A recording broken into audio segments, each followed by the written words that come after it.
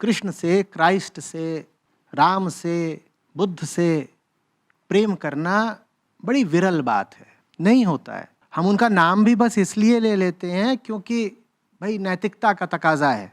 School में बताया गया था, घर में सिखाया गया था कि अच्छे बच्चे जय राम जी की बोलते हैं। नुन्नू बोलो जय राम जी की, तो तब से नुन्नू जय राम जी की बोल रहे हैं। अब 40 साल के हो गए, उनके मन में राम के प्रति कोई प्रेम थोड़े ही है वास्तव में। वो तो जब गोद में भी फिरते थे, चचा उन्हें गोद में लेके फिर रहे हैं, और सामने से कोई और आता दिख गया तो तुरंत बोलते थे नुन्नू से, नुन्नू चलो जय करो, और नुन्नू बोलते थे जय राम जी की। वही चल रहा है अभी तक।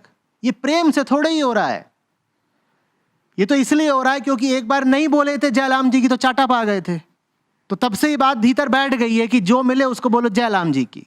राम से प्रेम करने के लिए बहुत बड़ा कलेजा चाहिए, और बड़ा रक्त रंजित कलेजा चाहिए।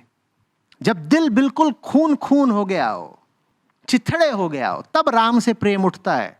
नहीं तो तुम कितना भी बोलते रहो जय श्री राम, तुम बस अपने अहंकार की उद्घोषणा कर रहे हो। कारण समझ लो अच्छे से। कारण यह है कि राम से प्रेम करने का मतलब होता है बस राम से प्रेम करना।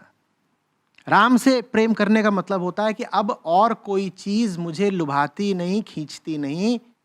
आप ये नहीं कर सकते कि मुझे राम से भी प्रेम है, और बिस्तर से भी प्रेम है, और कद्दू की सब्जी से भी प्रेम है, और पड़ोस की शीला से भी प्रेम है।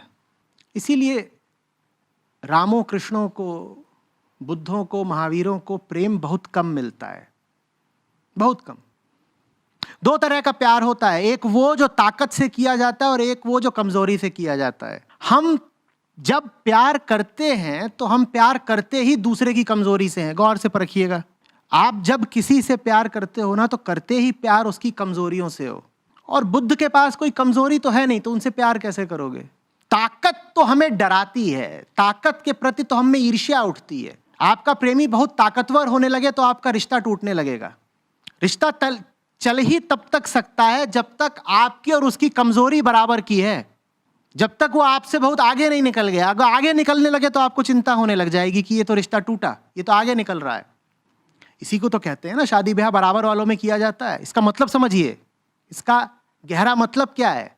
जो आपसे आगे निकलने लग जाए आप उससे रिश्ता रख नहीं पाओगे।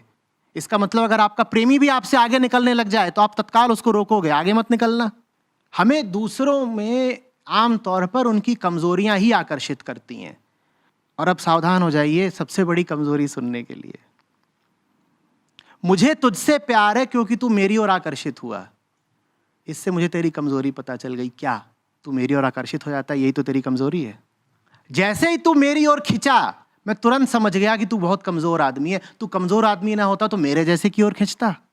ये कितनी खौफनाक बात है, ये कितनी खौफनाक बात है। तेरी कमजोरी, तेरी गलती ही यही है कि तू मेरी ओर आकर्षित हुआ। जैसे ही तू मेरी ओर आकर्षित हुआ, मैं धीरे से मुस्कुरा दिया। मैंने कहा मैं तुझे समझ गया बच्चू, तू कौन है। तू भी मेरे ही जैसा है, तू भी मेरे ही तल का वासी है। तू अगर कहीं आगे का होता, तुझमें जरा भी ताकत होती, जरा भी ऊंचाई होती, तो तुझे कायदे से मेरी उपेक्षा कर देनी चाहिए थी, क्योंकि मैं इस लायक हूं ही नहीं कि कोई मुझ पर ध्यान दे। हम प्यार ही दूसरे की कमजोरियों से करते हैं। कमजोरियां हट जाएं, रिश्ता टूट जाए। दूसरा आपकी ओर खिंचा आता है, आप दूसरे की ओर खिंचे जाते हो। यह आपकी ताकत है क्या वास्तव में? आमतौर पे ये खिंचाव वासना का ही होता है। ये कमजोरी ही तो है ना, और इसी कमजोरी के आधार पर वो रिश्ता खड़ा हुआ है। अब बुद्ध से कैसे करोगे प्यार? बोलो, वो तो खिंचने से रहे तुम्हारी ओर। तुम जाओ, उन्हें जितना लुभाना है लुभा लो, वो नहीं खिंचेंगे। अब उनसे प्यार कैसे करोगे? बोलो। आमतौर पर यही प्यार होता है। जो जितना कमजोर है उसको उतना प्यार दो, चाहे फिर वो रोगी हो, वृद्ध हो या छोटा बच्चा हो।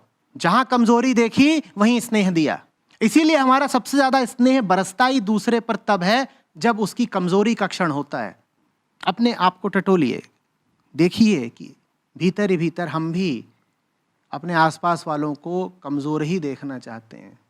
वो ताकतवर हो भी तो बस इतने हो कि उनकी ताकत से हमें लाभ हो जाए। बहुत ताकतवर हो गए तो दिक्कत हो जाएगी। अब बोलो, बुद्ध से कैसे करोगे प्यार?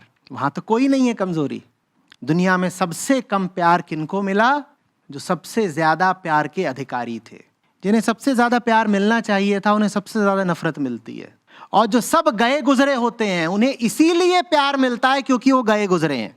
वो ले मेरा शोमू कितना स्टूपिड है। अरे स्टूपिड है तो ये बोलने के लिए भी काहे को रुकी कि शोमू स्टूपिड है, भाग, जान बचा के भाग। पर शोमू क्यूटी इसीलिए क्योंकि वो स्टूपिड है। तो अजीब बात है, तुमको पता है वो स्टूपिड है, तुम तब भी उसके साथ गठबंधन कर रहे हो। ये क्या माजरा है? और गौर से देखना कि तुम्हें स्टुपिडिटी जितनी पसंद है, इंटेलिजेंस से, बोध से तुम उतना ही घबराते हो। तुम्हारा शोमू अगर समझदारी की गहरी बोधजनित आध्यात्मिक बातें करने लग जाए तो तुम कहोगे Shomu are you all right baby.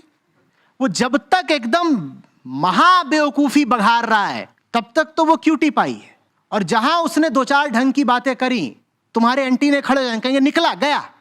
ऐसा है हमारा प्यार, जो होता ही कमजोरियों के तल पर है। इसीलिए जिन्होंने जाना उन्होंने प्यार के लिए दो नाम दिए, अपरा प्रेम और परा प्रेम। ये जो कमजोरियों से प्यार किया जाता है इसको कहते हैं अपरा प्रेम। ये साधारण सांसारिक भौतिक प्रेम होता है जो प्रेम है ही नहीं, ये एक तरह की दुश्मनी है। जिससे दुश्मनी निकालनी हो उसको तुम कहने लग जाते हो मुझे इससे बहुत प्यार है। और जो वास्तविक प्रेम होता है फिर जानने वालों ने उसको नाम ही अलग दे दिया, उसको कहा परम प्रेम या परा प्रेम, ताकि ये असली प्रेम है।